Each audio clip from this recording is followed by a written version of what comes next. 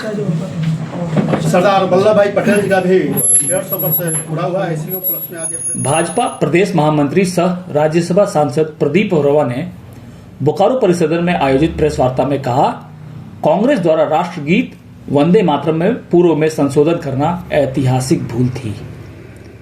आज वर्षों बाद भी वह उसी पर कायम है। आज वंदे मातरम उत्सव का विरोध उनके लिए कठिन सिद्ध होगा। श्री वर्मा बिहार चुनाव में प्रचार प्रसार में हिस्सा लेने के बाद आज बोकारो पहुंचे थे। उन्होंने बिहार चुनाव पर बोलते हुए कहा कि बिहार चुनाव के परिणाम बिहार के सशक्त हुई महिलाओं का प्रतिबिंब सिद्ध होगा।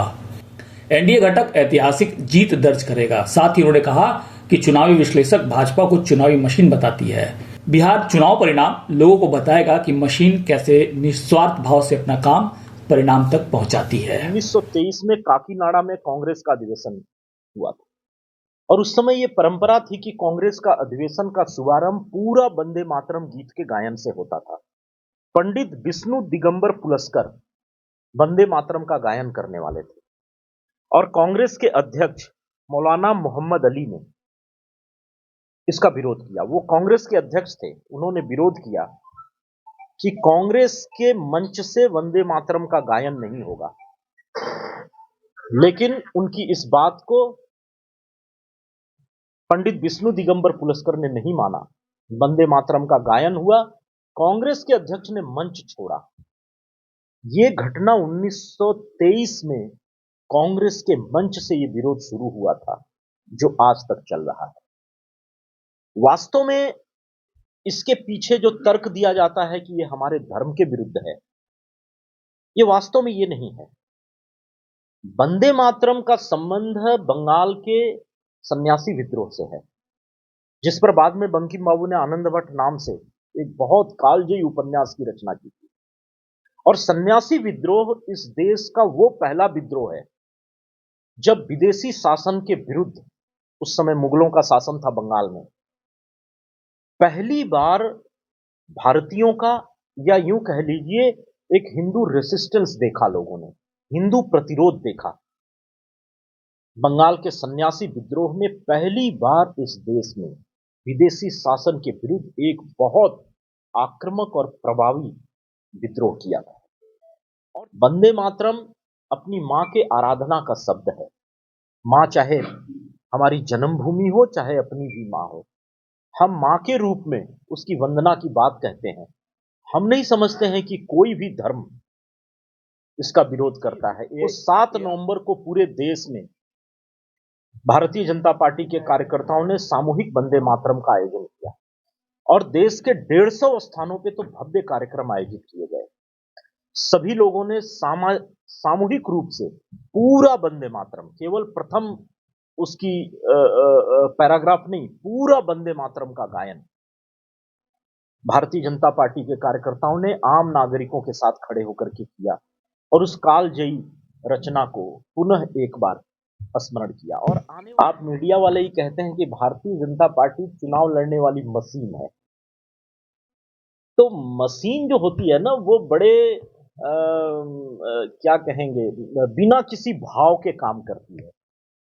तो भारतीय जनता पार्टी वास्तव में चुनाव लड़ने वाली एक मशीन है, जो बहुत किसी आशा निराशा के भाव से काम करती हो, ऐसा नहीं है। हम बड़े एकदम पेशेवर ढंग से चुनाव को लेते हैं। सालों भर हम चुनाव के लिए तैयार रहते हैं।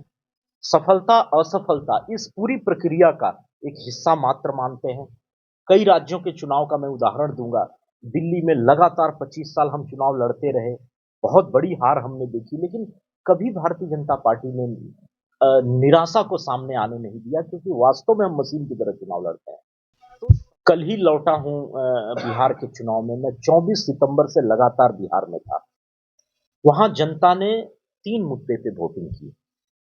एनडीए के पक्ष में 3 मुद्दे पर वोटिंग की। प्रधानमंत्री जी के नेतृत्व में विश्वास, नीतीश कुमार के पिछले 20 वर्षों के किए गए कार्य के आधार पर। दूसरा, लालू जी के शासन के बीते हुए वहां 20 वर्ष हो चुके और इस 20 वर्ष में भी लोगों ने उस जंगल राज के कालखंड को, 15 साल के कालखंड को भूला नहीं है। आज की पीढ़ी जिसने वो जंगल राज नहीं देखा है, वो भी वोट करते समय एक ही बात बोल रही थी कि जंगल राज को पुनः वापस नहीं आने देना है। और तीसरा, एक ऐतिहासिक घटना, वहां जीविका दीदियों को 10,000 रुपए रोजगार के लिए जो सीड मनी दी गई है, ये खैरात नहीं अन्य राज्यों की तरह, ये सीड मनी है। उनको कहा गया कि हम आपको जीविका प्रारंभ करने के लिए ये 10,000 रुपया देंगे। सेल्फ हेल्प ग्रुप में अगर 12 महिला है तो 10-10 हजार रुपया मिलेगा, तो उस सेल्फ हेल्प ग्रुप के पास 1,20,000 की पूंजी हो जाएगी। उस पूंजी से वो व्यवसाय प्रारंभ करेंगी और 6 महीना साल भर अगर उस व्यवसाय को ठीक से चलाएंगे तो 2 लाख रुपया पुनः उनको सीड मनी दिया जाएगा। तो पहली बार इस प्रकार की एक क्रांतिकारी योजना लेकर के केंद्र और राज्य सरकार वहां आई थी, जिसका जबरदस्त समर्थन वहां देखने को मिला। बहुत बड़ी संख्या में जीविका दीदियों को इसका सीधे पूंजी उपलब्ध कराई गई। तो ये 3 प्रमुख मुद्दे थे वहां चुनाव के। और यूपीए के लिए न तो एंटी इनकम्बेंसी थी, न तो कोई मुद्दा था। वोट चोरी का एक रोना रोते रहे पूरे समय वहां घूम घूम करके कांग्रेस के युवराज, लेकिन किसी ने उसको नोटिस में नहीं लिया। 65 लाख मतदाताओं के नाम एसआईआर के माध्यम से वहां हटाए गए। ये वो मतदाता थे जिनको गैर कानूनी ढंग से यहाँ का मतदाता पहचान पत्र प्राप्त कराया गया था।